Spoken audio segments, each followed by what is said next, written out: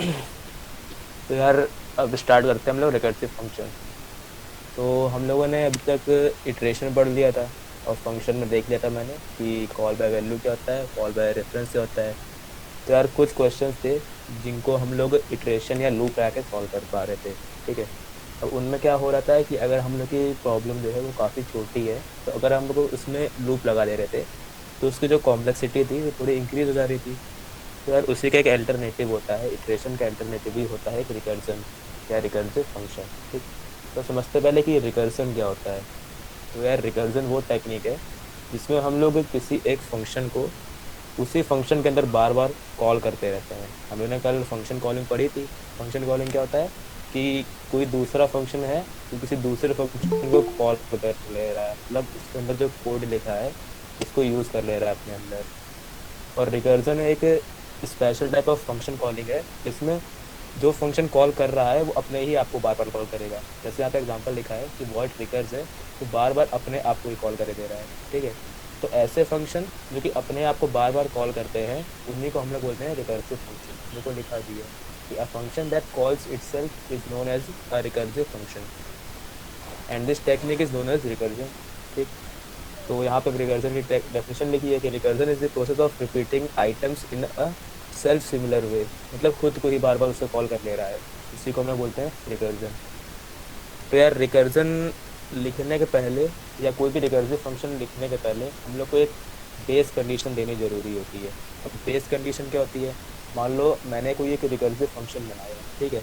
अब recursive function का काम क्या होता है? वो अपने आप को बार बार कॉल करेगा। ठीक है। तो अगर मैंने नॉर्मल से एक फंक्शन बना दिया रिकर्सिव फंक्शन और उसमें कोई कंडीशन नहीं दी है तो क्या होगा? ये रिकर्सिव फंक्शन बार बार अपने आप को कॉल करेगा। यहाँ प्रोग्राम चला, यहाँ पे आया, यहाँ से फिर उसने कॉल किया, फिर यहाँ पे आया, फिर कॉल किया। तो ऐसे क्या है, ये इनफाइनाइट बार चलता रहेगा, रुकेगा ही नहीं कभी। तो यार उसी इन्फिनिटी वाली कंडीशन को खत्म करने के लिए हम लोग क्या करते हैं, अंदर एक कंडीशन दे देते हैं कि जब ये कंडीशन हम लोग की मेट हो जाए तो वैसे ही हम लोग का जो रिकर्जन है वो स्टॉप हो जाए। तो उसी कंडीशन को हम लोग बोलते हैं बेस कंडीशन। तो देखो लिखा है one critical requirement of recursive function is termination point. मतलब अगर टर्मिनेशन पॉइंट ही नहीं देंगे हम लोग एक रिकर्सिव फंक्शन के अंदर तो जो मेरा रिकर्जन वाला फंक्शन है वो एंडलेसली हम लोग का परफॉर्म होता रहेगा और एक इनफाइनाइटली वो चलता रहेगा मेरा। ठीक। और every recursive program must have base case to make sure that the function will terminate. और हर एक रिकर्सिव प्रोग्राम में या हर एक रिकर्सिव फंक्शन में एक एटलीस्ट वन बेस केस होनी चाहिए ताकि जो हम लोग का जो फंक्शन है वो किसी एक कंडीशन पे आके स्टॉप हो जाए या रुक जाए। अगर हम लोग का बेस कंडीशन नहीं दिया गया है तो हम लोग का क्या हो जाएगा, ये एंडलेसली हम लोग का चलता रहेगा, तो रुकेगा ही नहीं। तो यार यहाँ पे एक एग्जांपल भी दिया है रिकर्सिव फंक्शन का। यहाँ पे क्या है, मैंने एक इंटर रिकर्जन नाम का फंक्शन बनाया और इसके अंदर एक पैरामीटर दे दिया जो है x। ठीक है। फिर मैंने फंक्शन को ओपन किया। फिर देखो ये जो कंडीशन लिखी है if x double equal to zero, इसी को हम लोग बोलेंगे बेस कंडीशन। क्यों? क्योंकि जैसे ही मेरी x की वैल्यू जीरो हो जाएगी तुरंत क्या कर रहा है, ये रिटर्न कर दे रहा है। और रिटर्न मैंने बताया था क्या होता है, जहाँ पे जैसे भी रिटर्न हमको मिल जाएगा तुरंत वहीं से मेरा प्रोग्राम का टर्मिनेशन हो जाएगा। तो जैसे हमको ये रिटर्न मिलेगा कहीं से मेरा क्या है, ये प्रोग्राम में क्या हो जाएगा, टर्मिनेशन हो जाएगा। ठीक है। लेकिन ये कब होगा टर्मिनेशन? जब मेरा x is equal to zero होगा। अगर मान लो मेरा x की वैल्यू जीरो नहीं है तो प्रोग्राम मेरा यहाँ गया तो इस पॉइंट पे आएगा नहीं, वो डायरेक्टली कहाँ आएगा, इस पॉइंट पे आएगा रिकर्जन के ऊपर। तो यहाँ पे क्या है, फंक्शन कॉलिंग हो रही है। और देखो रिकर्जन फंक्शन किसको कॉल कर रहा है, अपने आप को ही कर रहा है। तो ये क्या है, मेरा एक रिकर्जन का एग्जांपल है। तो यहाँ पे क्या हुआ, रिकर्जन x माइनस वन। तो यहाँ पे क्या हुआ, उसने x माइनस वन को कॉल किया, मतलब रिकर्जन को कॉल किया और वैल्यू कितनी पास करी है यहाँ पे x माइनस वन।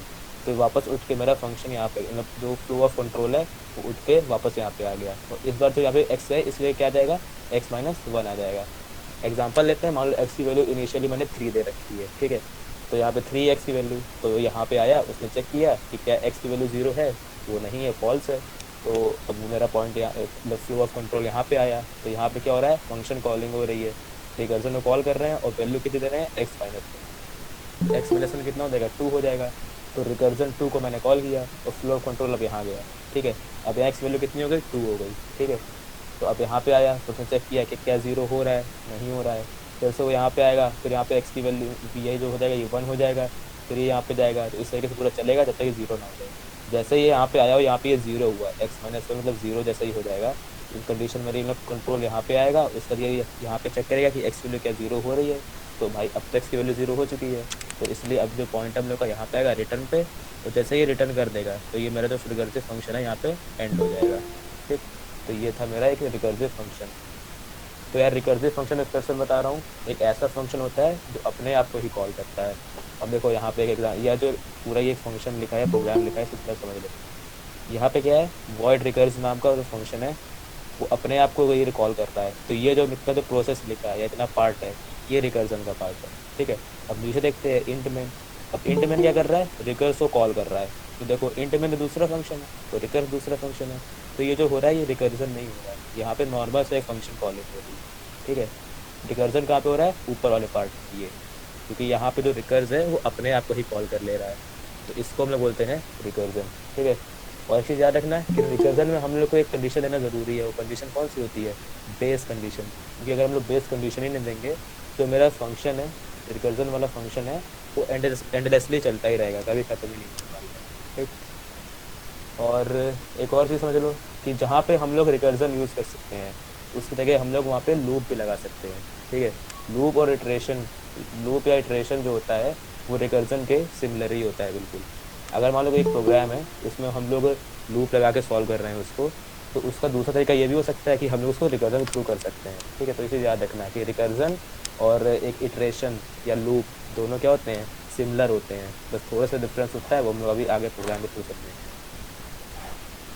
अगर एग्जाम्पल लेते हैं कि रिकर्जन का हम लोग यूज़ कहाँ पे करने वाले हैं। ठीक, अगर देखो हम लोग कोई भी चीज़ पढ़ रहे हैं तो उसका कोई ना कोई यूज़ होगा।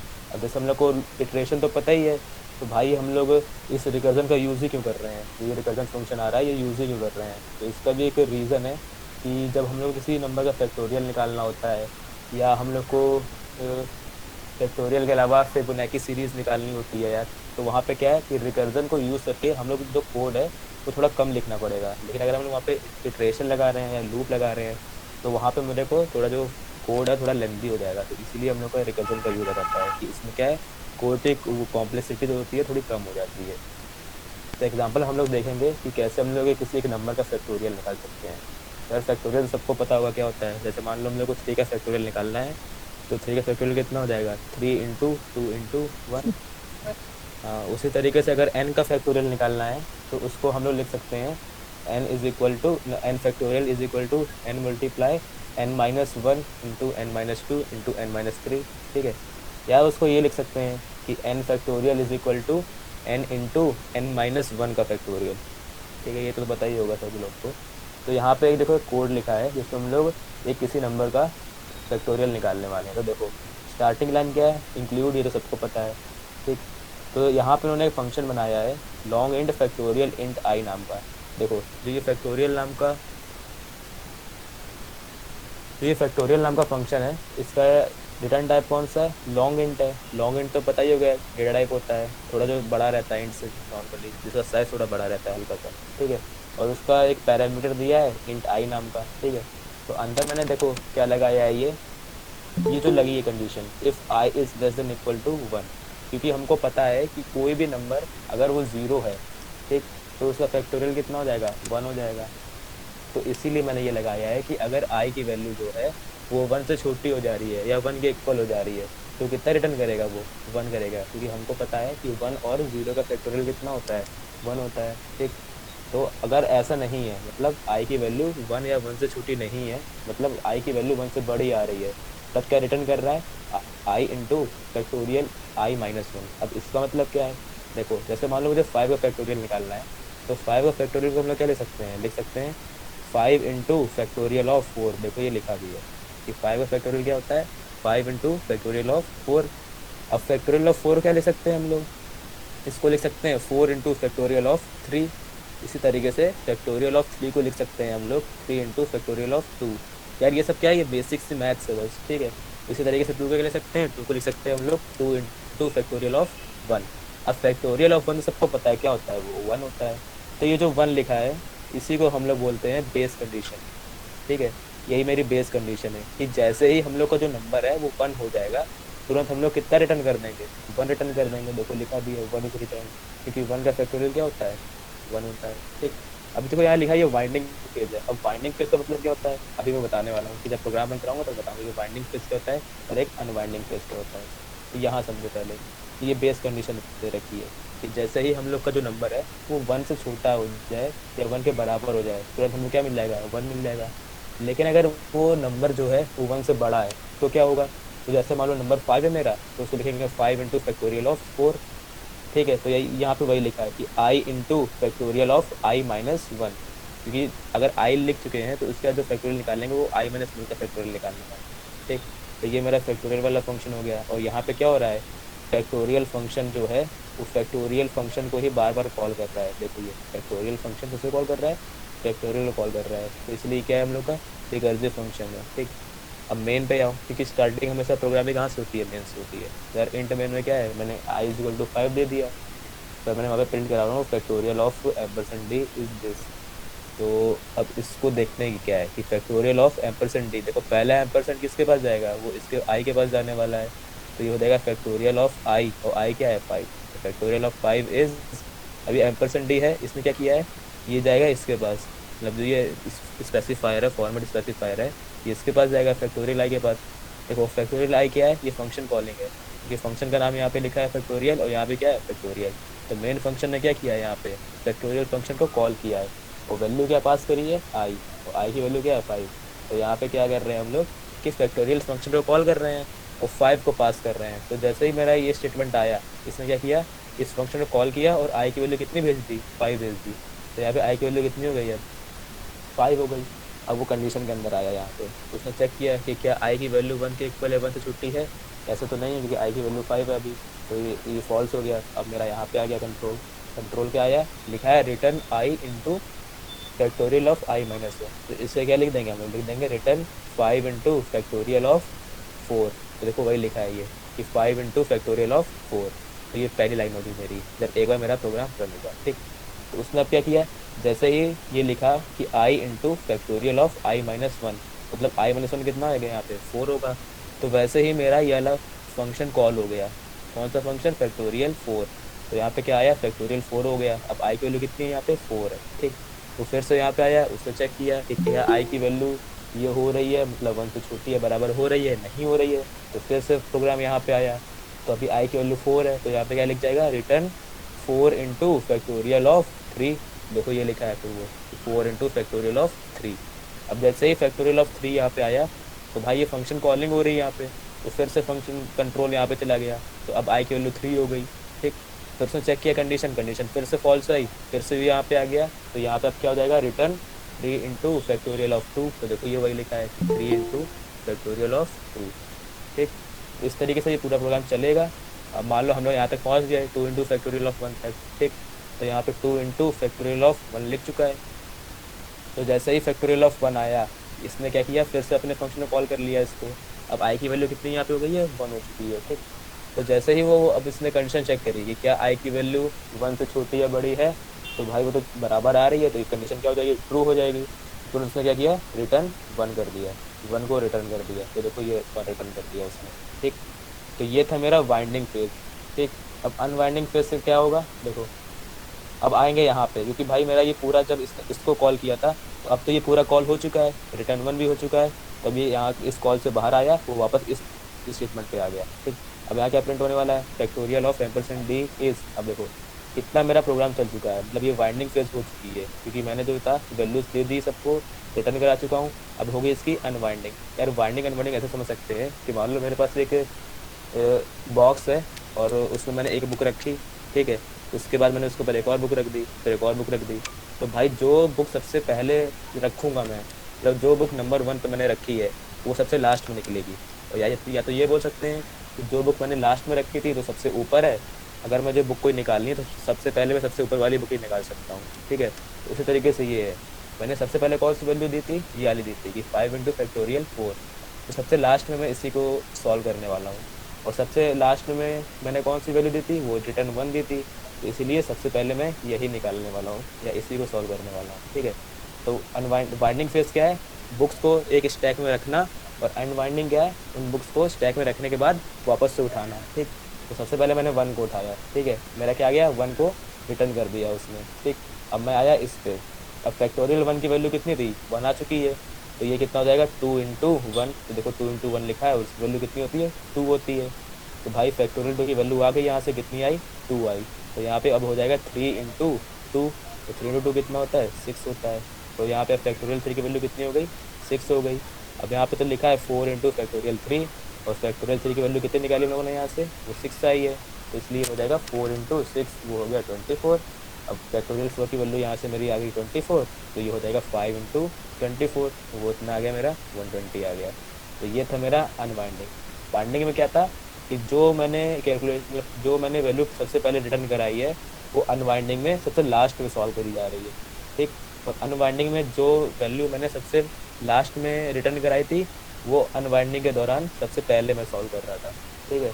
तो रिकर्जन में यही होता है कि स्टैक के थ्रू हम सॉल्व करते हैं कि जो मैंने सबसे पहले वैल्यू को रिटर्न कराया है वो मेरा अनबाइंडिंग के प्रोसेस में सबसे लास्ट में सॉल्व होने वाला है। तो ये फैक्टोरियल का एक एग्जांपल था थ्रू रिकर्जन करने का। अब इसको हम लोग एक बार सॉल्व भी करके देख लेते हैं प्रोग्राम के थ्रू कि कैसे होने वाला है ये।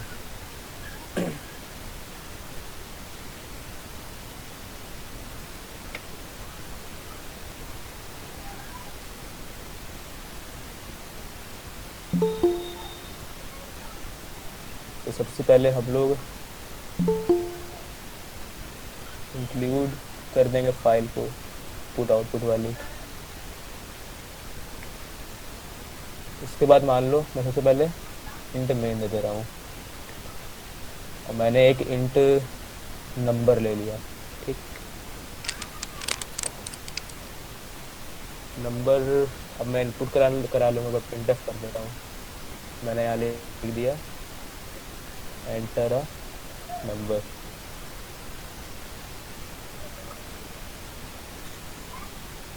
उसका मैंने स्कैनअप करा लिया नंबर का।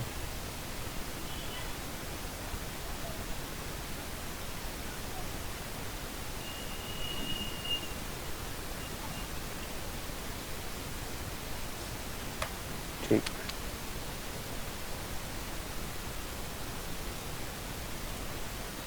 देखो हमने क्या किया, नंबर को इनपुट कर लिया यहाँ पे। अब मान लो मैं यहाँ बना रहा हूँ फैक्टोरियल वाला फंक्शन, फैक्ट नाम का मैंने दे दिया, ठीक है।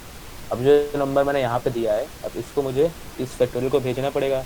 इसलिए मैं क्या करूँगा, यहाँ पे इस फंक्शन को कॉल कर लूँगा। अभी इसे कॉल नहीं करते तब समझ लेते हैं यहाँ पे कि मैंने यहाँ पे इंट एक्स दे दिया या एन दे दिया फैक्टोरियल फंक्शन के अंदर। फिर मैं वही चेक करूँगा बेस कंडीशन। सबसे पहले बेस कंडीशन क्या थी कि जैसे ही मेरा नंबर 0 या 1 हो जाएगा तो तुरंत हमको रिटर्न 1 करना है, कि 0 और 1 का फैक्टोरियल क्या होता है, हमेशा 1 रहता है।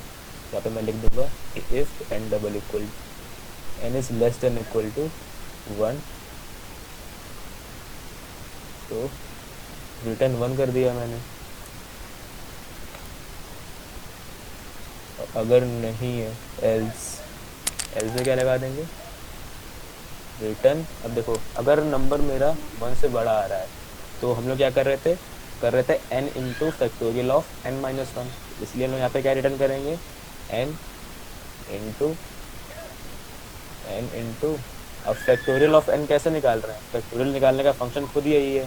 तो इसलिए फैक्टोरियल ऑफ n माइनस 1 निकालने के लिए हम लोग इस फंक्शन को दोबारा से कॉल करेंगे। इसलिए हम लोग यहाँ पे लिखेंगे फैक्ट। अब किसका निकालना है फैक्टोरियल, n का तो निकालना नहीं है, n माइनस 1 का निकालना है। तो इसलिए यहाँ लिख देंगे फैक्ट ऑफ n माइनस 1, ठीक। तो अब देखो इस फंक्शन को हम लोग यहाँ पे यूज़ कर रहे हैं, ठीक। तो यूज़ करने से पहले मैंने बताया था इसको हम लोग डिक्लेयर भी कर लेते हैं। यहाँ पे डिक्लेयर कर लेंगे इसको, फैक्ट को। तो देखो यहाँ पे हम लोग इंट n भी लिख सकते हैं या सिंपली इंट लिख के छोड़ दो। कल मैंने बताया था ये कि पहले कंडीशन डिक्लेरेशन में हम लोग सिर्फ डेटा टाइप लिख के छोड़ सकते हैं पैरामीटर से लेकर। अब मैंने यहाँ पे डिक्लेयर भी कर दिया। अब देखो इस नंबर का फैक्टोरियल निकालना है, तो यार फैक्टोरियल यहाँ पे तो निकाल नहीं रहे हैं। फैक्टोरियल कौन निकाल रहा है, इंट फैक्ट नाम का फैक्टोरियल, इंट फैक्ट नाम का फंक्शन निकाल रहा है। इसलिए फैक्टोरियल निकालने के लिए हमको इस फंक्शन को कॉल करना पड़ेगा, ठीक। तो जब हम लोग इस फंक्शन को कॉल करेंगे इंट फैक्ट नाम के फंक्शन को, तो ये क्या कर रहा है, कुछ वैल्यू को रिटर्न कर रहा है। तो जो वैल्यू रिटर्न होकर आएगी उसको स्टोर कराने के लिए हमको एक नया वेरिएबल यहाँ पे चाहिए होगा। तो उस पहले हम लोग उस वेरिएबल को डिक्लेयर कर लेते हैं। मान लो इंट एफ ले लिया, ठीक है। अब इंट एफ में हम लोग क्या कर रहे हैं, इस फंक्शन को कॉल कर रहे हैं फैक्ट नाम के फंक्शन को, कि ये जो फैक्ट नाम का फंक्शन है ये जिस वैल्यू को रिटर्न करेगा तो किसी ना किसी जगह पे तो स्टोर करानी पड़ेगी हम लोग को, तो वो हम लोग कहाँ करा रहे हैं, इंट एफ में स्टोर करा रहे हैं। ठीक है। और फैक्ट में कौन सा नंबर भेज रहे हैं हम लोग, नम को भेजना चाहते हैं इस पैरामीटर को। अब देखो जो फैक्टोरियल था वो तो एफ में आ गया, अब सिंपली हम लोग क्या करा देंगे, फैक्टोरियल को प्रिंट करा देंगे। The factorial of ampersand D is ampersand D. तो पहला एम्परसेंड डी क्या है, फैक्टोरियल ऑफ नम, क्या लिखेंगे, नम इज एफ।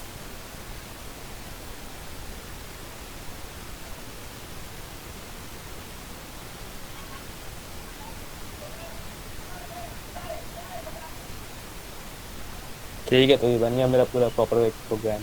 इसको रन करा के देखते हैं। तो आया एंटर अ नंबर, वाला मैंने 5 एंटर किया, तो देखो क्या आ रहा है, फैक्टोरियल ऑफ 5 इज 120 आ गया, देखो ये। ठीक। तो अगर हम लोग यहाँ पे एक बार बेस कंडीशन चेक कर लेते हैं, तो मान लो मैंने दे दिया 0 दे दिया एंटर नंबर, तो देखो क्या आ रहा है, द फैक्टोरियल ऑफ 0 इज 1 आ रहा है। ठीक। इसी तरीके से अगर मैं नंबर को 1 दे दूँ, तो वहाँ पे क्या आ रहा है, 1 आ जा रहा है। तो ये था मेरा रिकर्जन के थ्रू एक नंबर का फैक्टोरियल निकालने का प्रोग्राम। अगर हम लोग चाहें एक और नंबर चेक कर लेते हैं, तो मैंने कर लिया 9, 7 चेक कर लिया, तो 7 में कितना होता है, 504 होता है फैक्टोरियल। तो इसमें अगर किसी को प्रॉब्लम है तो अभी पूछ लो।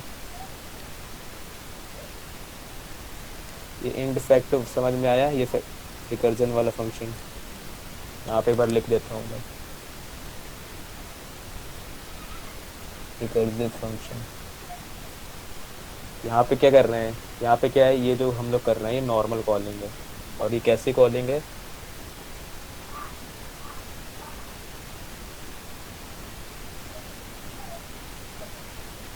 अगर हम लोग इस लाइन को नहीं लिखना चाहते हैं, ये लिखा है in f is equal to fact num, तो इसको हम लोग हटा देंगे यहाँ पे, और इसी जगह लिख देंगे अल्टरनेटिव थोड़ा ये। यहाँ पे हम लोग देखो, मैंने जो ये वैल्यू रिटर्न कर रहा है फंक्शन, उसको मैंने यहाँ किसी नंबर में स्टोर नहीं कराया है, लेकिन मैं डायरेक्टली इसको यहाँ पे प्रिंट कराना चाहता हूँ। तो मैं लिख दूंगा the factorial of ampersand D is ampersand D, पहला एम्परसेंड नम हो जाएगा, और दूसरे में कर दूंगा यहीं पे डायरेक्टली फंक्शन में कॉल कर दूंगा, यहाँ पर मैं लिख दूंगा फैक्ट ऑफ नम। तो ये भी एक वैलिड तरीका है इसको फैक्टोरियल निकालने का। देखो अब यहाँ पे क्या कर रहे हैं हम लोग, रिकर्जन को यूज़ कर रहे थे। ठीक है। अगर मैं चाहता हूँ कि रिकर्जन को ना यूज़ करूँ, सिंपली लूप के थ्रू कर लूँ, तो वो भी मेरा हो सकता है, क्योंकि मैंने बताया था कि जहाँ पे हम लोग रिकर्जन यूज़ कर रहे हैं वहीं पे हम लोग इटरेशन को भी यूज़ कर सकते हैं, और जहाँ इटरेशन कर रहे हैं वहाँ पे मैं रिकर्जन को यूज़ कर सकता हूँ। ठीक। तो रिकर्जन से तो मेरा मैंने बता दिया है, तो अब आप लोग ट्राई करना कि जो रिकर्जन वाला है, मतलब ये फैक्टोरियल वाला क्वेश्चन है, इसको आप लूप के थ्रू सॉल्व करेंगे आप, इसको करिएगा एक बार। ठीक। तो यार ये रिकर्जन समझ में आया एग्जाम्पल सभी लोगों को, अगर आ गया तो बता दो, फिर आगे बढ़ा जाए।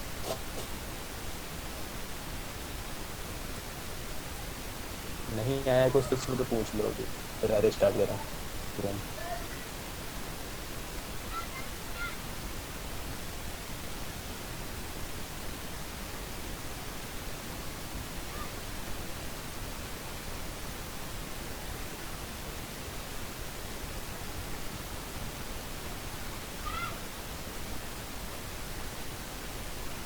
नेक्स्ट स्लाइड पे मैं देखूंगा आया एरे।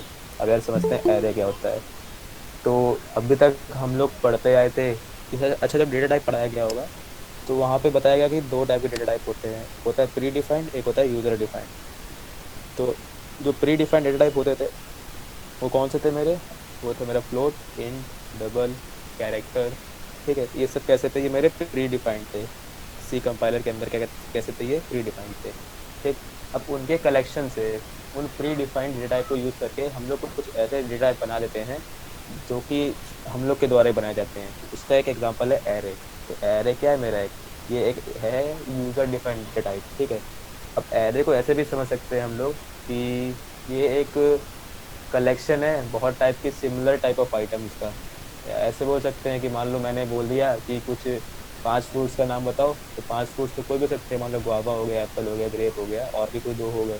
ठीक है। तो जो ये फ्रूट्स है ये क्या है, कलेक्शन है इसका, और नंबर ऑफ फ्रूट्स का।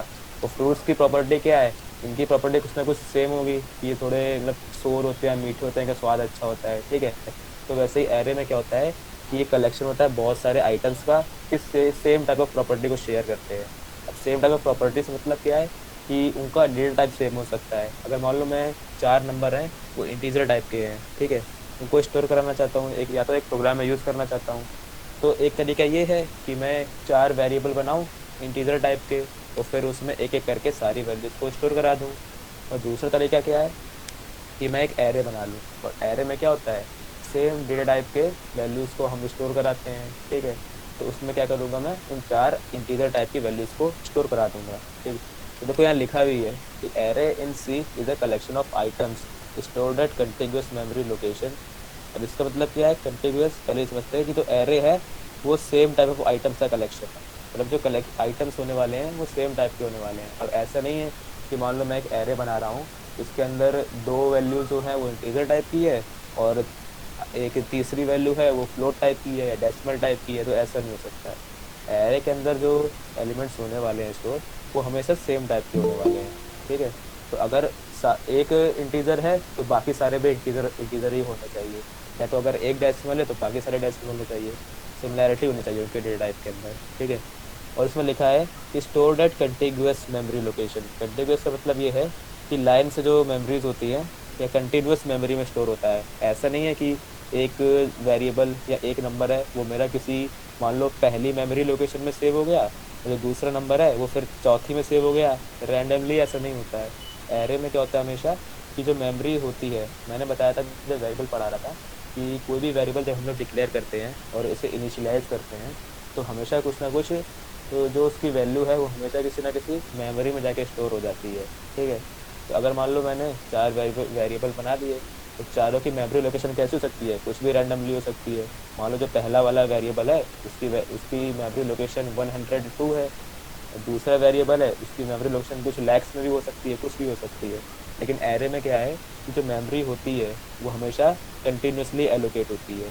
मतलब अगर जो मेरे एरे में 5 एलिमेंट हैं या 6 एलिमेंट हैं, तो जो पहला एलिमेंट है अगर वो 1002 वाली लोकेशन पे है, तो दूसरा एलिमेंट जो होगा वो 1003 पे होगा, तो तीसरा कहाँ पे होगा, 1004 में होगा। मतलब सारे के सारे एलिमेंट्स एक साथ ही रखे जाएंगे हमेशा मेमोरी लोकेशन, इसी को बोलते हैं कंटिन्यूअस मेमोरी लोकेशन, ठीक। और एरे के थ्रू हम लोग क्या कर सकते हैं कि हर एक एलिमेंट को ईजिली एक्सेस कर सकते हैं। मान लो मुझको तीसरा एलिमेंट एक्सेस करना है, तो उसको मैं बहुत ईजिली इटरेशन लगा के या लूप लगा के उस वेरिएबल को मैं एक्सेस कर सकता हूँ, ठीक। और देखो यहाँ लिखा भी है, they are use to store similar type of elements as in the data must be the same for all elements. मतलब जो डेटा टाइप है हर एक एलिमेंट का तो सेम होना चाहिए। मैंने बताया था कि इंट है तो सारे इंट होने चाहिए या तो सारे फ्लोट होने चाहिए। ऐसा नहीं कुछ एलिमेंट इंटीजर टाइप के हैं, कुछ एलिमेंट फ्लोट टाइप के हैं, कुछ कैरेक्टर में दे दिए हैं, ऐसा नहीं हो सकता है।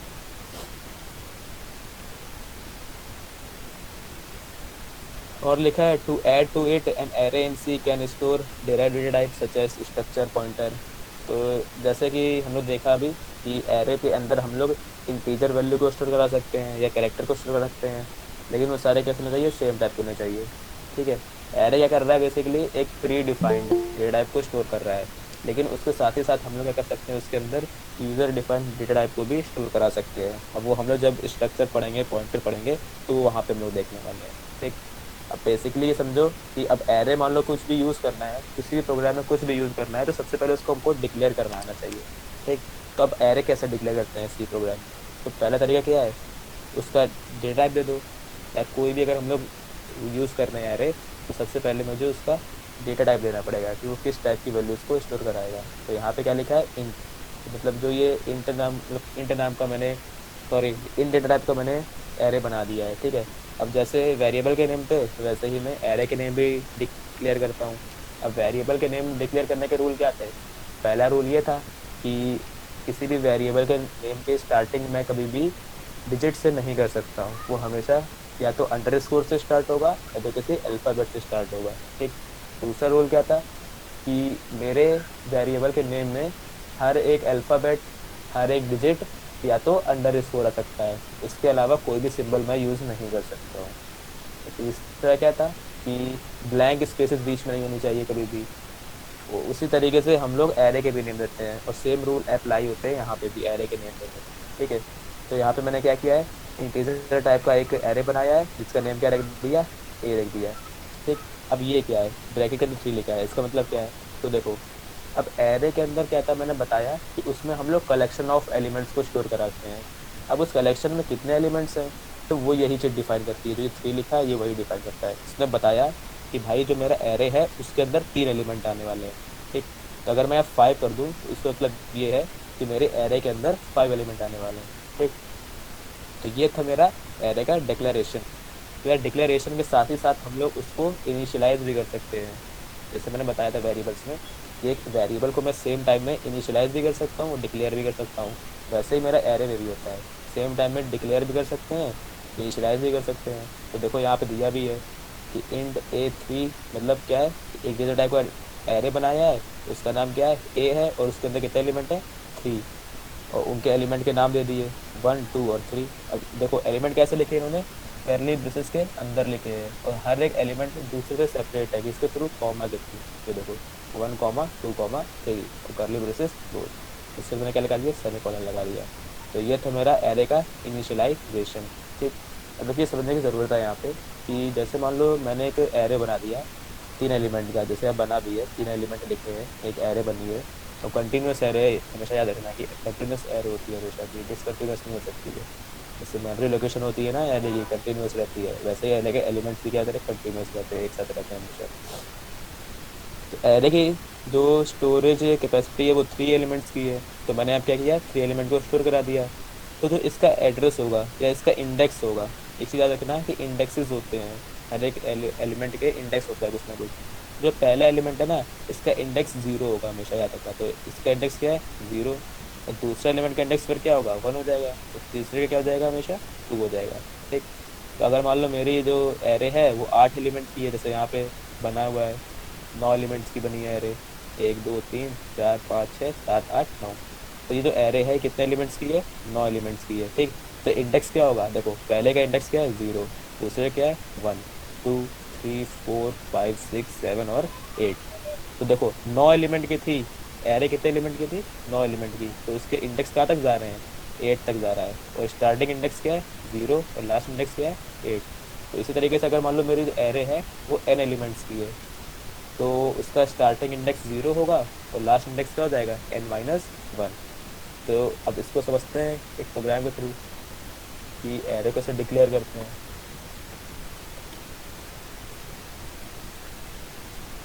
तो मैंने पहले इनपुट आउटपुट वाली फाइल को इंपोर्ट करा लिया। अब देखो क्या था, सबसे पहले डेटा टाइप देते हैं कि किस टाइप का मैं एरे जनरेट करने वाला हूँ। तो मान लो मुझे करनी है यहाँ पे इंटीजर टाइप की एरे। ठीक है, और एरे का अब नाम क्या रखना है, मान लो मैंने लिख दिया एक RR।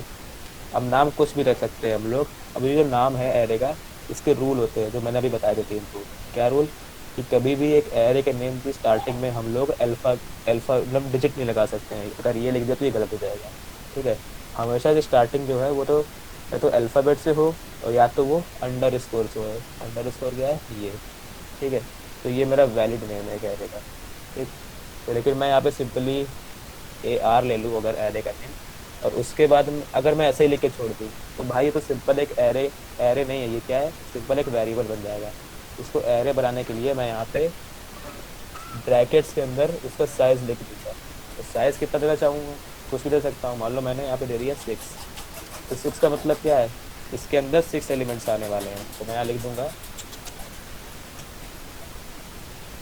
Array of size 6। Array का साइज क्या है, 6 है। ठीक है, तो इसका मतलब क्या है कि स्टार्टिंग इंडेक्स कितना होने वाला है, स्टार्टिंग इंडेक्स क्या हो जाएगा यहाँ पे, 0, हमेशा 0 होता है स्टार्टिंग इंडेक्स। ठीक है, तो लास्ट इंडेक्स क्या होता है किसी भी एरे का, वो होता है n-1, और यहाँ पे n क्या है, 6 है, तो लास्ट इंडेक्स हो जाएगा 5।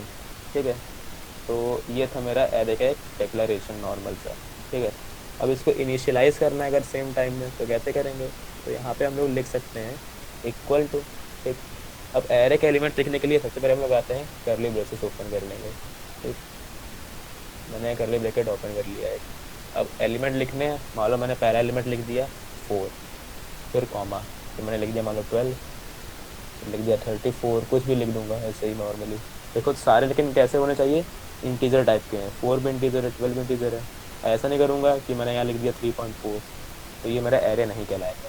क्यों? क्योंकि एरे के अंदर हमेशा इंटीजर ही आ रहा है, क्योंकि यहाँ पे एरे किस टाइप का है, इंटीजर टाइप का है, इसलिए सारे एलिमेंट्स इसके इंटीजर टाइप के होने चाहिए। इसलिए 3.4 क्या कर देगा, एरर डिक्लेयर कर देगा यहाँ पे। इसलिए यहाँ पे हम लोग क्या लेंगे, सिर्फ इंटीजर लेने वाले हैं। तो 4 हो गया, 12 हो गया, 3 हो गया, 543 हो गया और 65 हो गया।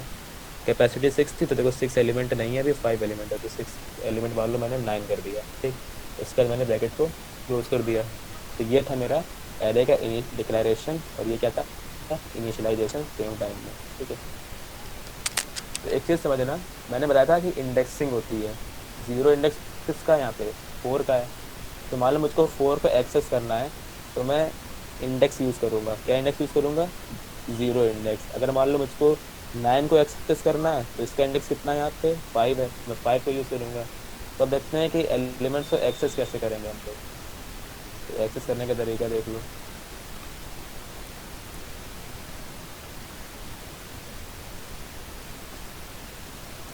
मान लो मैं यहाँ पे लिख दूँ प्रिंटफ में, मान लो मुझे क्या प्रिंट कराना है, 4 प्रिंट कराना है, इस एरे का पहला एलिमेंट प्रिंट कराना है। तो प्रिंटफ %d, क्योंकि इंटीजर टाइप का है। और यहाँ पे अब क्या लिखेंगे, यहाँ पे लिखेंगे हम लोग जो एरे का नेम है, एरे का नेम क्या है, AR। ठीक, अब जो एलिमेंट प्रिंट कराना है उसका इंडेक्स हम लोग इसके अंदर लिख देंगे। मान लो मुझे प्रिंट कराना है 65, तो 65 का इंडेक्स क्या है, देखते हैं। 4 का तो 0, इसका 1, इसका 2, इसका 3 और इसका 4।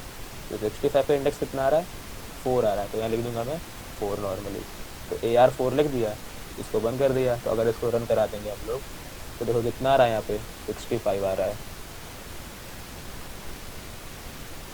दिख रहा है सभी को ना यस सर। ये देखो 65 आ रहा है। ठीक है, तो ये था मेरा कि एलिमेंट्स को कैसे एक्सेस करते हैं। तो यहाँ पे मैं लिख देता हूँ कि एक्सेसिंग एलिमेंट्स ऑफ एन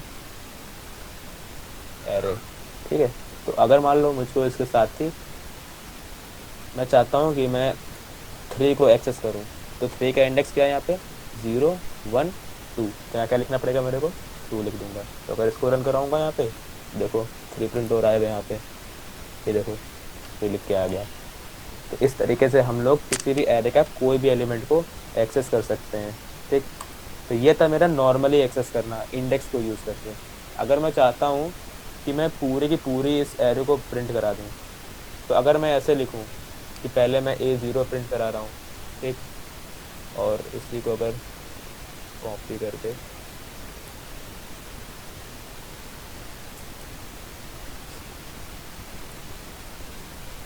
और फिर मैं यहाँ पे पहला एलिमेंट प्रिंट करा रहा हूँ, तो यहाँ पे लिखना पड़ेगा मेरे को A1। तो इस तरीके से मुझको 6 बार लिखनी पड़ेगी यही लाइन। तो ऐसा करेंगे तो भाई बहुत बड़ा प्रोग्राम हो जाएगा मेरा। तो सारे एलिमेंट को कैसे प्रिंट कराएं, अब ये क्वेश्चन आता है।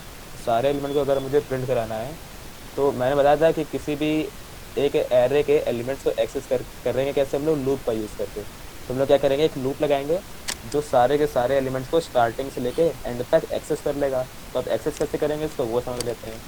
सबसे पहले मैं लगाऊंगा एक फॉर लूप। ठीक है, फॉर लूप के अंदर मैं एक वेरिएबल लूँगा इंट आई नाम का। ठीक, तो देखो इंडेक्स कहाँ से स्टार्ट हो रहा है, मुझे मान लो 0 स्टार्टिंग से लेके एंड तक सारे एलिमेंट को एक्सेस करना है। तो स्टार्टिंग इंडेक्स का यहाँ पे 0 है, तो लास्ट इंडेक्स क्या है यहाँ पे, वो है मेरा 5। ठीक, तो इसीलिए हम लोग जो स्टार्टिंग वेरिएबल है वो हमेशा 0 लेंगे, क्योंकि स्टार्टिंग इंडेक्स यहाँ पे क्या होता है, 0 होता है। ठीक, और कब तक चले ये वेरिएबल या लूप कब तक चलेगा, जब तक मेरी आई की वैल्यू कब तक पहुँच जाए, लास्ट तक पहुँच जाए। और लास्ट में कितना इंडेक्स है, 5 है। इसलिए हम लोग यहाँ पे लिख सकते हैं कि i is less than equal to 5। ठीक, या तो सिंपली ये लिख दो लेस देन इक्वल टू 5, या ये लिख दो लेस देन 6। मतलब तो सेम ही है, 6 से छोटा हो या तो 5 के बराबर हो। ठीक, तो मान लो मैंने लिख दिया लेस देन 6, और फिर मैंने यहाँ पे लगा दिया i+10। ठीक, अब मैं यहाँ प्रिंट करा दूंगा, प्रिंट एफ कर दिया %d और एक न्यू लाइन दे दी। अब यहाँ पे क्या लिखेंगे, देखो फिर वही है, मैंने बताया था कि कैसे एलिमेंट्स को एक्सेस करते हैं, कैसे करते हैं। एरे का नेम लिख दो, और जो इंडेक्स वाला वेरिएबल चाहिए, मतलब इंडेक्स वाला एलिमेंट चाहिए, वो लिख दो। अब इंडेक्स क्या लिखेंगे यहाँ पे, अब इंडेक्स तो आई ले रहे हैं ना हम लोग, तो इसलिए यहाँ क्या लिख देंगे, आई, और यहाँ क्लोज कर देंगे। क्योंकि जब देखो कैसे वर्क करेगा, जब आई की वैल्यू स्टार्टिंग में 0 है तो यहाँ पे ए 0 प्रिंट हो जाएगा। ठीक है, इसका क्या हुआ, आई की वैल्यू यहाँ पे 1 हो गई। फिर यहाँ पे क्या होगा, ए 1 प्रिंट हो जाएगा। फिर आई की वैल्यू 2 हो गई, फिर ए 2 प्रिंट हो जाएगा। इस तरीके से आई की वैल्यू 5 तक प्रिंट हो जाएगा। तो जैसे ही आई की वैल्यू 6 होगी, कंडीशन तो फॉल्स हो गई, तो लूप के बाहर आ जाएगा मेरा प्रोग्राम, और प्रोग्राम क्या हो जाएगा, यहाँ पे टर्मिनेट हो जाएगा। तो जब इसको रन कराएंगे एक बार, तो देखो क्या आ रहा है, 4 12 3 आ रहा है पूरा। देखो पहला एलिमेंट आ गया 4, दूसरा आ गया 12, तीसरा आ गया 3, 5 43 65 और 9। तो ये था मेरा एक लूप के थ्रू किसी भी एक एरे के एलिमेंट्स को एक्सेस करने का तरीका ये। ठीक है, तो ये समझ में आया सभी लोगों को कि कैसे वेरिएबल्स को एक्सेस कर रहे हैं। एरे का यूज़ किस लिए करते हैं, अभी मैंने बताया तो था कि जब बहुत सारे वेरिएबल्स को यूज़ करना है, सेम टाइप के हैं वो, ठीक है, तो अगर मैं सबके लिए अलग अलग वेरिएबल बनाऊंगा तो थोड़ा क्या है, प्रोग्राम थोड़ा मेरा लेंदी हो जाएगा, कॉम्प्लेक्सिटी बढ़ जाएगी उसकी। ठीक है, तो इसलिए हम लोग क्या करते हैं, एक एरे बना लेते हैं। एरे क्या करेगा, उन सारे के सारे नंबर्स को या एलिमेंट्स को एक जगह पे स्टोर कर देगा, और उनको एक्सेस करना भी थोड़ा ईजी हो जाएगा। एरे के जितने एडवांटेज है उतने ही उसके डिसएडवांटेजेस भी हैं, अभी सब देखेंगे हम लोग स्लाइड पे। इतना ये समझ में आया है कि कैसे एक्सेस करना है। Sir yes sir. इसमें आपने एरे का नाम जो दिया है AR, उसके बाद हम 1 भी लिख सकते हैं? AR1, ये, यस सर। हाँ ये भी लिख सकते हैं। देखो ये वेरिएबल नेमिंग कन्वेंशन है, यहाँ पे देख लो एक बार, मैं बता दे रहा हूँ कि कोई भी वेरिएबल का नेम लिख रहे हैं, एरे का नेम लिख रहे हैं, जिसको हम लोग लिटरल भी बोलते हैं। ये जो नेम है इसको हम लोग लिटरल बोलते हैं। ठीक है, इसके रूल्स होते हैं ये कि हम लोग अल्फ़ाबेट यूज़ कर सकते हैं, अल्फ़ाबेट यूज़ करेंगे, और डिजिट्स यूज़ कर सकते हैं, और एक स्पेशल सिंबल है, स्पेशल सिंबल है जो, वो सिर्फ और सिर्फ हम लोग अंडर स्कोर यूज़ करेंगे। तो ये अंडर स्कोर बनाए ना, बस इतनी चीज़ें हम लोग एक वेरिएबल के नेम में यूज़ कर सकते हैं। ये पहला रूल है। और दूसरा रूल क्या है, दूसरा रूल ये है कि कभी भी किसी भी वेरिएबल का नेम जो है वो हम लोग का डिजिट से स्टार्ट नहीं हो सकता है। क्या मतलब, वेरिएबल समझ में आएगा कि वेरिएबल का नेम है वो कभी भी डिजिट से स्टार्ट नहीं होने वाला। मतलब अगर मैं ऐसा लिख दूं कि वन नम, तो ये क्या रॉन्ग है वेरिएबल नेम, क्योंकि हम लोग का वेरिएबल का नेम कभी भी डिजिट से स्टार्ट नहीं हो सकता है, एंड हो सकता है डिजिट से। num1 अगर सिंपली लिख दूं मैं, num1 तो सही है, या मैं लिख दूं num1 2 3 4 5 m, ये भी सही है। कहीं पे भी अल्फ़ाबेट या डिजिट यूज़ कर सकते हैं, बस इतना याद रखो कि स्टार्टिंग में मैं कभी भी डिजिट को नहीं यूज़ करूँगा, उसके बाद चाहे जितने भी डिजिट यूज़ कर लो। तीसरा रूल ये है कि अल्फ़ाबेट और डिजिट के अलावा मैं कभी भी कोई भी, मतलब अल्फ़ाबेट, डिजिट और अंडरस्कोर के अलावा मैं कोई भी स्पेशल सिंबल यूज़ नहीं कर सकता वेरिएबल के नेम में। मतलब अगर मैं लिख दूँ नम एम्परसेंट, तो ये गलत हो जाएगा, कि एम्परसेंट क्या है, एक स्पेशल सिंबल है। लेकिन अगर मैं लिख दूँ नम अंडर स्कोर, तो भाई ये सही है, क्योंकि अंडर स्कोर मैं लगा सकता हूँ। ठीक है, तो ये थे मेरे कन्वेंशन। या सिंपली अगर मैं लिख दूँ, अगर मैं ऐसा लिख दूँ कि सम ऑफ एलिमेंट, मतलब मैंने ये नाम दे दिया किसी वेरिएबल को, तो ये भी मेरा क्या है, गलत वेरिएबल नेम है ये पूरा। क्यों, क्योंकि इसमें एक स्पेशल सिंबल आ रहा है, वो कौन सा है, ब्लैंक स्पेस। ब्लैंक स्पेस भी एक सिंबल है। ठीक है, तो ये मेरा क्या है, वेरिएबल का नेम गलत हो जाएगा। इसको हम लोग ऐसे ही लिख सकते हैं, sum under score of under score elements. ये क्या है, एक सही नाम है, sum under score of under score elements. Elements अगर 1 2 3 भी लिखा तो कोई दिक्कत नहीं। इस तरीके से जो AR1 लिखा है ये मेरा सही नेमिंग है। यहाँ इसको रन करा के देख लेते हैं। अच्छा, ये AR1 यहाँ भी लगाना पड़ेगा, देखो फिर से रन कर गया। अगर लेकिन मैं इसी 1 को आगे कर दूँ, तो मैं हटा के यहाँ कर दूँ इसको भी,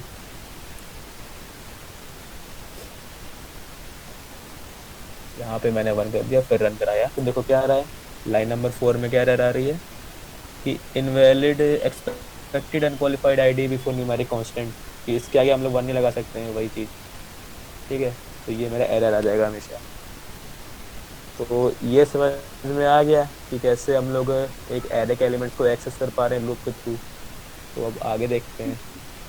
सर हम्म इसमें जैसे AR के आगे आपने इंट लगाया है, तो इसका मतलब ये हुआ कि हम्म, वो इंट वाली वैल्यू को ही कंटेन करेगा। तो सर ऐसे ही जैसे हाँ वेरिएबल का हम कोई नेम लेते हैं, उससे पहले हम डबल हम्म, लिखते हैं, तो वो उसके अंदर डबल वाली टाइप की वैल्यू ही कंटेन करेगा ना? हाँ तो डबल ही करेगा। देख लेते हैं इसको, अगर यहाँ पे डबल कर दूँगा। ठीक है, तो यहाँ पे क्या है, मैं डेसिमल वैल्यूज को स्टोर कराऊंगा हमेशा। तो सारी की सारी वैल्यूज डेसिमल में होनी चाहिए। अगर ऐसा नहीं हो पा रहा है, तो अगर मैं यहाँ पे एफ कर दूँ, इसको रन भी करा दूँ, तो देखो रन हो जा रहा है सिंपली ये। लेकिन क्या कर रहा है, सारे के सारे एलिमेंट्स को खुद ब खुद ये डेसिमल में बना दे रहा है। देखो 4.80000, अब 12 था तो 12 को इससे बना दिया 12.00000। तो देखो क्या, सारे के सारे एलिमेंट्स फ्लोट बन गए हैं, डेसिमल में आ गए हैं। तो ये चीज़ याद रखना कि एरे में सारे के सारे एलिमेंट्स हैं वो सेम टाइप के होने चाहिए। ये तो इसके, वेरिएबल में भी होता है ना? हाँ वेरिएबल में भी होता है, जिस टाइप का है उसी टाइप की वैल्यू को स्टोर करेगा वो। और सर कमेंट के अंदर कमेंट इनवैलिड क्यों होता है?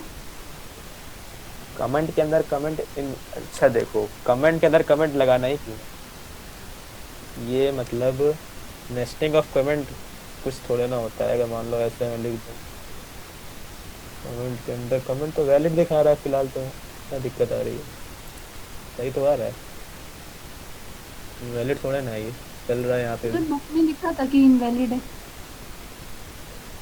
बुक में लिखा था, पता नहीं कौन सी बुक में लिखा है। सर लेटर सी में। लेट अस सी, यहाँ पे तो चल रहा है भाई, कैसे बताऊँ मैं। लेट अस सी, कौन सा एडिशन है, 2018 वाला? सर 15th एडिशन है। 15 तो बहुत आउटडेटेड है, शायद तो उसमें लिखा हुआ गलत हो सकता है, लेकिन यहाँ देखो वैलिड आ रहा है ना। लेकिन खुद सोचो कि कमेंट के अंदर कमेंट क्या रिक्वायरमेंट है, कमेंट के अंदर कमेंट कौन करेगा, कमेंट खुद में कमेंट है, तो इसके अंदर हम लोग क्या कमेंट करने वाले हैं। Yes sir. तो यार वो तो फर्जी वाली चीज है कि कमेंट के अंदर कमेंट क्या है, वो तो कुछ उसका मीनिंग ही सर नहीं निकल रहा है। सर मल्टीपल लाइन कमेंट के अंदर करके देखिए एक बार। Multiple line comment, hello. हाँ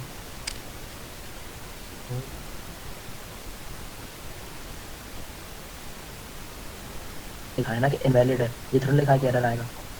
दिस इज अ कमेंट, इसके अंदर भी मैंने लिख दिया कमेंट, ये लो, इसको मैंने कर दिया है यहाँ पे बंद। ये लो, ये भी सही आ रहा है। बेसिकली क्या हुआ, यहाँ से कमेंट स्टार्ट हुआ, यहाँ पे एंड हुआ, उसके अंदर कुछ भी लिखो, उससे कुछ कंपाइलर को उससे मतलब ही नहीं है, कुछ भी चाहे लिख दो, मैं अंदर ए प्लस बी कर दूँ, उससे मतलब ही देखो नहीं है, तो उससे फायदा क्या। देखो सुनो ऋषभ, हम्म, यस सर। देखो उसमें लिखा है, बुक में लिखा है कि इनवैलिड है, लेकिन ये नहीं लिखा कि एरर आएगा। हाँ इनवैलिड का वही मतलब मतलब, कमेंट अरे कमेंट खुद, कमेंट कमेंट कमेंट का मतलब होता है हम लोग यूजर को बताते हैं कि हम यहाँ कर क्या रहे हैं। अब कमेंट के अंदर तुम कमेंट लिखोगे मतलब क्या है उसका? वही तो, उसका कुछ मतलब ही नहीं है, तो सेंस नहीं बन रहा ना उस चीज कंफ्यूजन का। हो जाएगा ना। हम्म, तो यार ये था, अब देखते हैं आगे, declaration and initialization of an array. Declaration तो मैंने देख लिया कि कैसे डिक्लेयर कर रहे हैं। यहाँ पे एक चीज़ देख लो एग्जांपल के थ्रू, कि कभी भी ऐसा कि समझो कि जब भी कोई भी एरे डिक्लेयर करते हैं तो हमेशा उसका साइज़ को स्पेसिफाई करना ज़रूरी होता है। जैसे हम लोग ने अभी प्रोग्राम में क्या किया था कि साइज़ को स्पेसिफाई कर रहे थे, यहाँ पे हम लोग साइज़ लिख रहे थे, तो ये लिखना ज़रूरी है। कब ज़रूरी है, जब हम लोग सिंपली अपने एरे को डिक्लेयर कर रहे हैं लेकिन इनिशियलाइज नहीं कर रहे हैं। समझो ये चीज़ यहाँ पे, मान लो इसको हटा दूँ मैं, इतने पार्ट को, और मैं यहाँ पे लिख दूँ अभी कि मान लो मैंने भी कैरेक्टर नाम लिखा था, कैरेक्टर ए कर रहा हूँ, ठीक है। मैं अगर इतना करके छोड़ दूँ तो ये गलत है। क्यों गलत है? क्योंकि मैंने एक एरे तो बना दी है, लेकिन उसका मैंने साइज़ को डिक्लेयर नहीं किया। तो कंपाइलर क्या समझेगा कि कितने साइज़ है, कुछ नहीं समझ पाएगा। तो इसलिए मेरा क्या है, एरर है। तो गलत है ये चीज़, इसलिए हम लोग को यहाँ पे इसका साइज़ डिक्लेयर करना पड़ेगा। तो साइज़ क्या हो सकता है, कुछ भी हो सकता है। मैंने मान लो यहाँ पे 100 कर दिया, तो अब ये सही है, ठीक। लेकिन अगर मैं यहाँ पे ऐसा कर दूँ, ऐसे ही लेके छोड़ दूँ, और यहाँ पे इसका इनिशियलाइजेशन सेम टाइम पे कर दूँ, मैं यहाँ पे लिख दूँ ए, कैरेक्टर है ना ये, और फिर मैं यहाँ लिख दूँ बी। तो यहाँ पे मैंने क्या किया, सर एरे का साइज वेरिएबल ले सकते हैं? हाँ ले सकते हैं, बता रहा अभी वो भी। अभी चीज़ देखो, मैंने क्या किया, यहाँ पे इसका साइज़ कुछ नहीं दिया, लेकिन मैंने जब इनिशियलाइज़ किया इसको तो मैंने सिर्फ 2 एलिमेंट्स दिए। तो कंपाइलर क्या करेगा, खुद ब खुद इसका साइज़ जो है रहेगा वो 2 बना लेगा, ठीक है। तो ये मेरा कभी भी एरर नहीं देने वाला है, देखो रन कर जा रहा है सिंपली ये। लेकिन अगर मैं इसको ऐसा छोड़ के ऐसा रख दूँ तो देखो क्या आ रहा है, एरर आ रहा है। एरर क्या है, storage size of A isn't known. देखो लिख के आ रहा है ये चीज़ कि हम लोग को एक एरे का साइज़ नहीं पता है। तो इसीलिए जब हम लोग सिंपली डिक्लेरेशन कर रहे हैं एरे का, उस समय हम लोग को उस एरे की साइज़ को स्पेसिफाई करना ज़रूरी है, ठीक है। और एक और चीज़ देख लो कि अगर मान लो मैंने दे दिया इंट एन, और यहाँ पे स्कैन एफ करा लिया एन को, डी एन को मैंने क्या कर लिया, स्कैन एफ करा लिया यहाँ पे, ठीक। तो एन की कुछ ना कुछ इंटीजर वैल्यू होगी, तो हम लोग इस एन को भी साइज दे सकते हैं। तो मैं यहाँ पे लिख दूँ एन लिख दूँ, तो ये भी मेरा सही है, ठीक है। तो वेरिएबल को हम लोग एक साइज बना सकते हैं हमेशा, ये चीज़ याद रखना, ठीक है। तो ये मेरा क्या है, सही तरीका है कि हम लोग वेरिएबल को भी एक साइज की तरह स्पेसिफाई कर सकते हैं। तो ये हो गया एक डिक्लेरेशन। एग्जांपल यहाँ पे देख लो, लिखा है एक सिंपली हम लोगों ने इंट ए आर आर नाम का एरे बनाया, जिसका साइज कितना दे दिया, 10 दे दिया। तो देखो साइज 10 है, तो इंडेक्सेस कहाँ से कहाँ तक होंगे, 0 से लेकर 9 तक होने वाले हैं। और यहाँ पे क्या कर रहे हैं, अच्छा ये भी देख लो चीज़ कि देखो ए आर आर 0 लिखा है, तो इसका मतलब क्या है, हम लोग 0th इंडेक्स पे जा रहे हैं, ठीक है। और 0th इंडेक्स पे हमने क्या वैल्यू दे दी, 0 दे दी। तो इसका मतलब क्या है, अब पहला एलिमेंट क्या हो जाएगा, 0 हो जाएगा। इसी तरीके से मैंने ए आर आर 1 को कितना कर दिया, 1 कर दिया। इसके बाद मैंने यहाँ पे सिंपली उनको प्रिंट करा दिया। इस तरीके से भी हम लोग इनिशियलाइजेशन कर सकते हैं। कैसे कर सकते हैं, यहाँ पे देखो,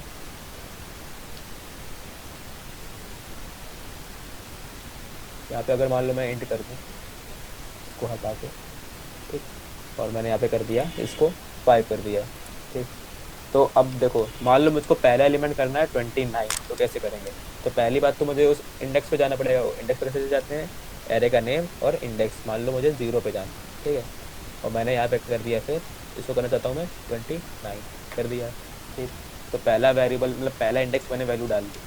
अब मैं चाहता हूँ दूसरे इंडेक्स पे मतलब A1 पे कितनी वैल्यू चली जाए, कुछ भी डाल दो, 89 डाल दो। इसी तरीके से हम लोग सारे के सारे वैल्यूज़ दे सकते हैं। और A3 6 कर दिया, A4 3 कर दिया, और A5 10 कर दिया। तो ठीक है, तो मैंने सारे के सारे एलिमेंट्स को वैल्यू दे दी, या सारे के सारे इंडेक्सेस में मैंने कुछ ना कुछ वैल्यू दे दी। तो ये बताओ कि ये सही लिखा है कि गलत लिखा है, इतना जो अभी तक लिखा है प्रोग्राम। ये सही लिखा है प्रोग्राम अभी जितना लिखा है, कि गलत? सर A5 नहीं आएगा, A5 इक्वल टू 10 नहीं आएगा सर। 10 नहीं आएगा सर, A5 नहीं आएगा, वो नहीं आएगा। हाँ, ये गलत है। क्यों? क्योंकि एंड ए 5 किलो रहते हैं हम। हाँ 5 साइड है, रहते तो 0 से लेकर 4 तक जाएगा हमेशा। देख लो, एक 10 minus एलिमेंट ये 1। हो गया, दूसरा, तीसरा, चौथा और पांचवा। तो इतना मेरा सही है। तो अगर मैं अब इसको प्रिंट कराना चाहूँ तो कैसे प्रिंट कराएंगे इसको, प्रिंट एफ कर देंगे। यहाँ पे एम्परसेंड सबके लिए लगाना पड़ेगा। पहले एलिमेंट के लिए एम्परसेंड है, दूसरे के लिए, तीसरे के लिए, चौथे के लिए, पांचवे के लिए ये लगा दिया। अब प्रिंट कैसे कराते हैं, फिर वही तरीका है, एरे का नेम और जो इंडेक्स की वैल्यू चाहिए A0।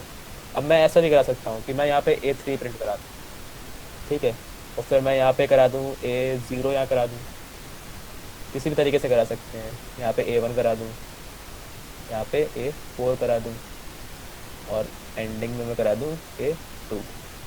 इतना मैंने प्रिंट करा दिया, इसको रन कर दिया। तो देखो वही प्रिंट हो गया इस तरीके से कि A3 कितना था 6, देखो 6 आया सबसे पहले, फिर आया A0 29। तो इस तरीके से मेरा ये प्रिंट हो गया। तो ये था मेरा इनिशलाइजेशन करना थ्रू इंडेक्सेस, इंडेक्स के थ्रू मैंने इनिशलाइज कर दिया। ठीक है, तो यहाँ पे इनिशलाइजेशन में क्या हो रहा है, बहुत सारी लाइन्स लिखनी पड़ रही है। जैसे प्रिंट करा रहे थे ना पहले कि बहुत सारी लाइन लिखनी पड़ रही थी, उस तरीके से यहाँ पे इनिशलाइजेशन में क्या कर रहे हैं, बहुत सारी लाइन लिखनी पड़ रही है। तो इसको भी हम लोग लूप के थ्रू कर सकते हैं। तो अभी हम लोग वो देखेंगे लूप के थ्रू कैसे करते हैं। अच्छा, एक और चीज़ देख लो, मान लो मैंने इतना गायब कर दिया, ये मैंने कर दिया, इसको मैंने यहाँ पे 0 कर दिया प्रिंट, फिर मैंने A1 प्रिंट कर दिया और ये हटा दिया इतना कुछ। ठीक है, तो क्या हुआ, मैंने यहाँ पे एक 5 एलिमेंट की एरे डिक्लेयर करी और सिर्फ मैंने A0 को इनिशियलाइज कर दिया और A1 को इनिशियलाइज कर दिया। मैंने A2, A3 और A4 को इनिशियलाइज ही नहीं किया। तो क्या होने वाला है ये चीज़ देखते हैं। देखो, अच्छा मैंने प्रिंट नहीं करा रहा, यार करा लेते हैं एक बार प्रिंट। इसको कर देते हैं 0, ऑर्डर के साथ प्रिंट करा लेते हैं। इसको कर देते हैं 1, वो कर दिया मैंने 2, इसको कर देंगे 3 और इसको कर देंगे 4।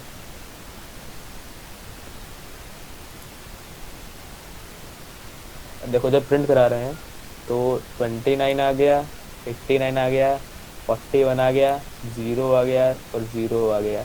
तो ये जो वैल्यूज आती है हमेशा गार्बेज वैल्यूज आ जाती हैं। अगर हम लोग इनिशियलाइज नहीं कर रहे हैं तो क्या आएगा, हमेशा इसकी जगह पे गार्बेज वैल्यूज आ जाएगी।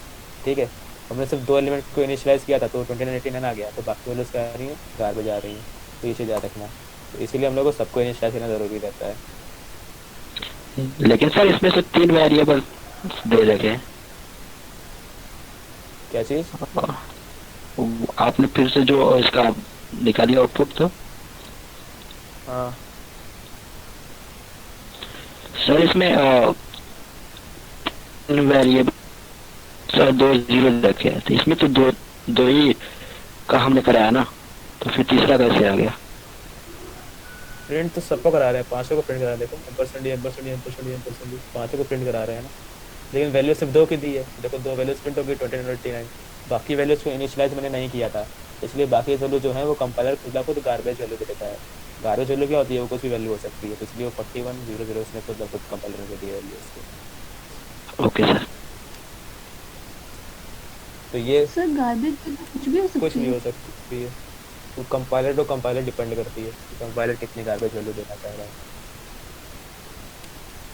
तो यार डिक्लेरेशन हो गया साइज के थ्रू। अब डिक्लेरेशन बाय इनिशियलाइजेशन एलिमेंट देख लेते हैं।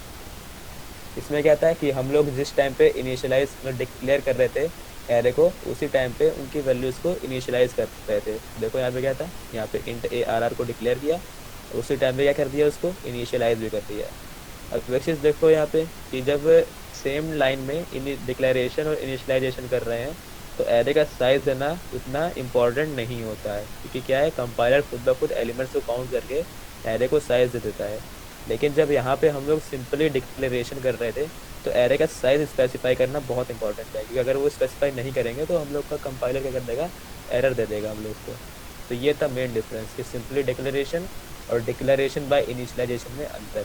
कि डिक्लेरेशन बाय इनिशियलाइजेशन में हम लोग को एरे का साइज उस समय देना ज़रूरी नहीं होता है, कंपाइलर खुद ब खुद एलिमेंट्स को काउंट करके एरे की साइज़ को डिफाइन कर देता है।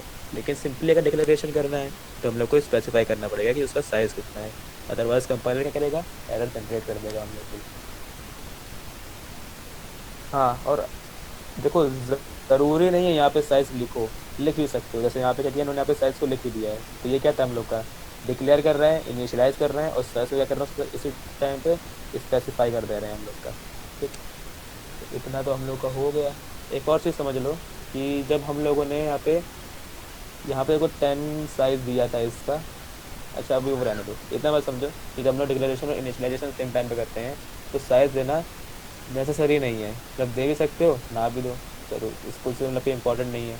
लेकिन जब सिंपली डिक्लेरेशन करते हैं तो साइज़ देना हम लोग को बहुत इंपॉर्टेंट होता है, कंपलसरी होता है साइज़ देना, अदरवाइज़ कंपाइलर हम लोग का एरर जनरेट कर देगा। अब आते हैं advantage of array in C. Advantage क्या होता है, तो हम लोगों ने देखा था कि बताया था मैंने कि हम लोग किसी भी एलिमेंट को उसका इंडेक्स यूज़ करके क्या कर रहे थे, एक्सेस कर पा रहे थे।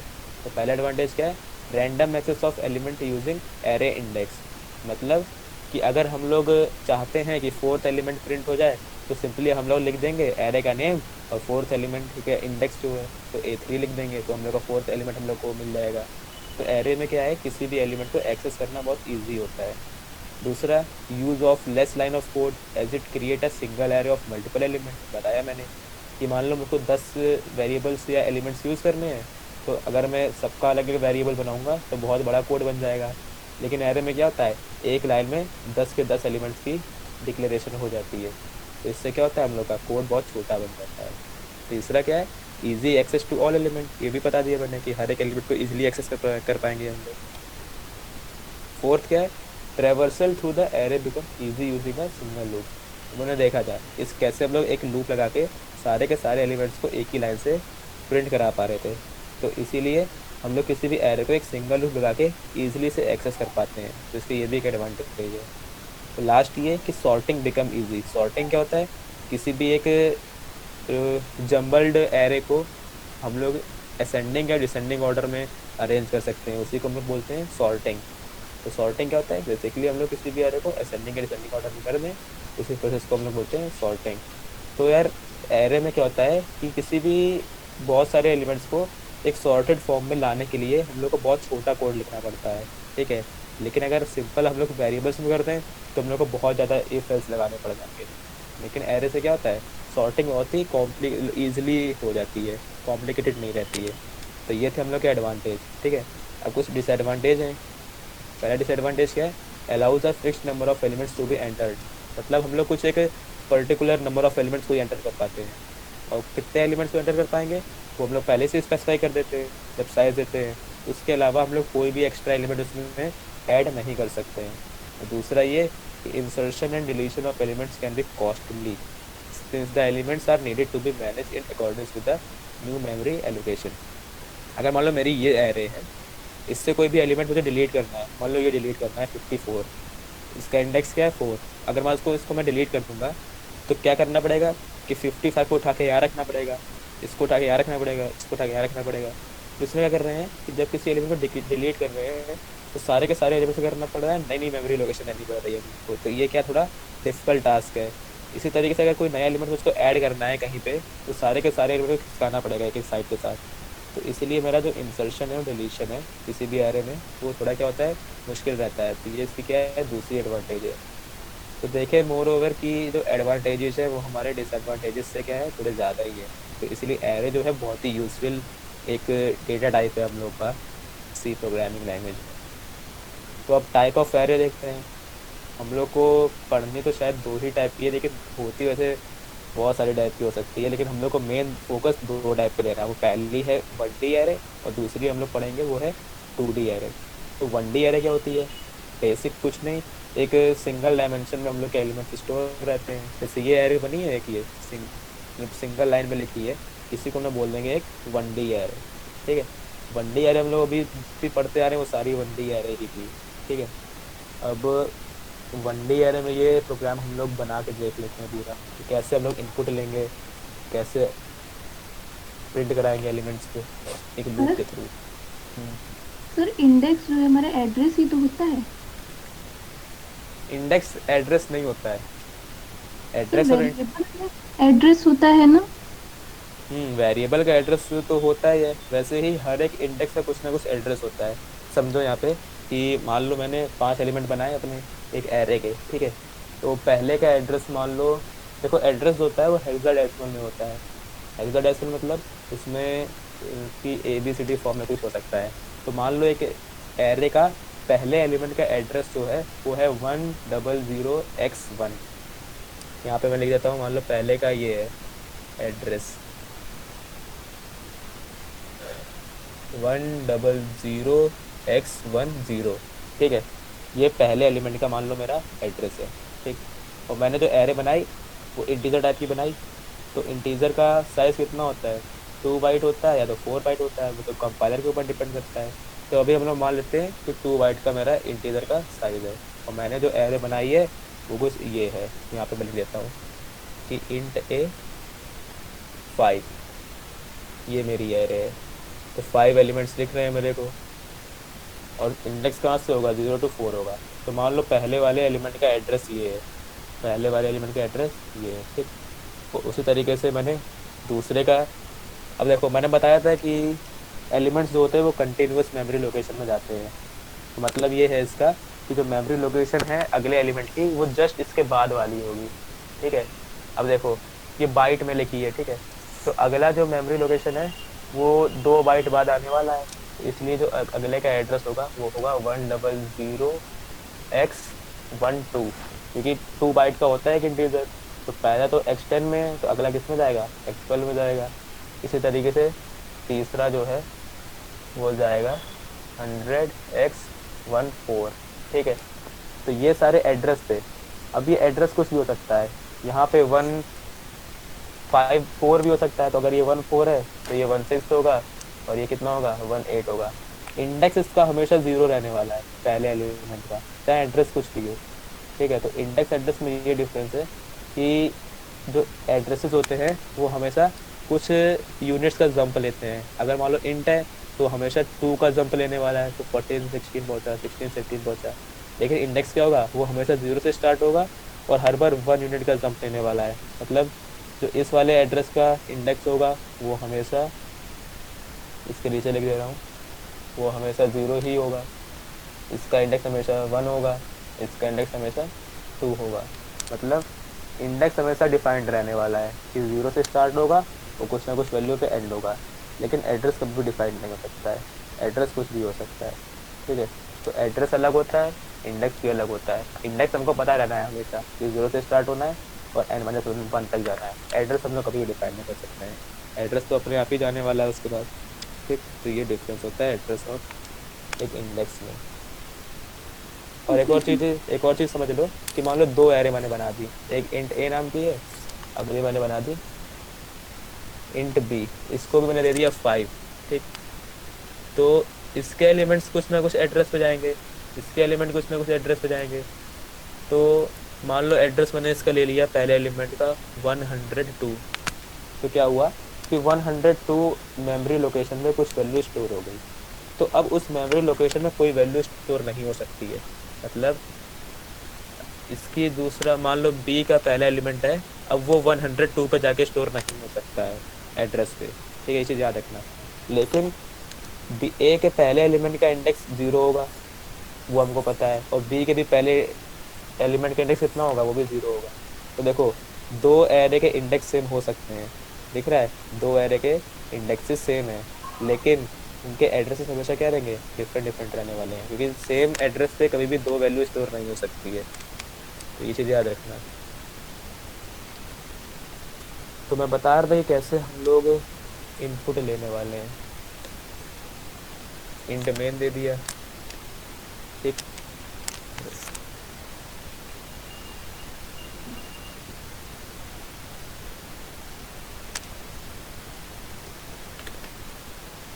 मान लो मैंने एक इंट बी नाम का एक एरे बना दिया 5 एलिमेंट्स का, ठीक है। इंट बी नाम का बना दिया है, मैं चाहता हूँ कि इसके सारे एलिमेंट्स को यूज़र के थ्रू इनपुट लूँ। अभी तक हम लोग क्या कर रहे थे कि मैनुअली उसका इनपुट दे रहे थे, अब मैं चाह रहा हूँ कि यूज़र इनपुट दे। तो मैं यहाँ पे एक प्रिंटफ सबसे पहले देना चाहूँगा, यहाँ पे लिख दूँगा एंटर एलिमेंट्स ऑफ एरे, ठीक। अब मैं एंटर करना चाहता हूँ यूज़र के थ्रू। तो यार एंटर कराना अगर यूज़र के थ्रू, तो मुझसे क्या करना पड़ेगा, पूरी की पूरी 5 एलिमेंट की जो एरे है उसके थ्रू वो करना पड़ेगा, उससे पास करना पड़ेगा पूरा, मतलब पूरा एक इटरेट करना पड़ेगा वहाँ से, ठीक है। तो इटरेशन के लिए हम लोग यहाँ पे लूप लगा देंगे। तो for int i is equal to 0। अब 0 क्यों आया, क्योंकि स्टार्टिंग इंडेक्स हमेशा क्या होता है, किसी भी एरे का 0 होता है, ठीक है। तो इस एरे का लास्ट इंडेक्स क्या होने वाला है, 4 होने वाला है, तो इसलिए कहाँ तक चलेगी, i less than equal to 4 और i प्लस प्लस करेंगे हर पॉइंट पे, ठीक है। और यहाँ पे लगा देंगे कि scanf कि हम लोग को वैल्यूज को इनपुट कराना है, तो यहाँ लगा दूंगा मैं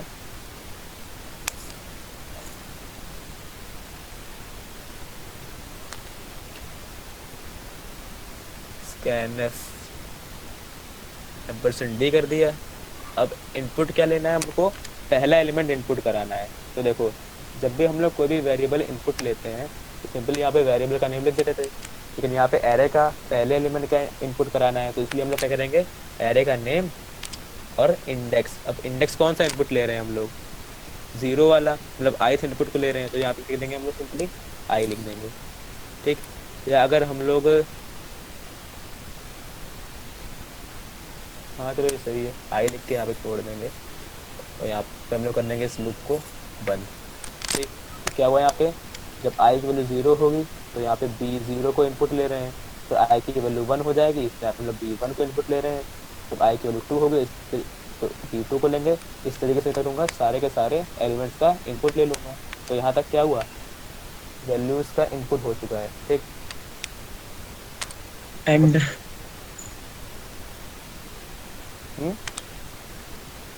एंड परसेंट, अच्छा हाँ 10%,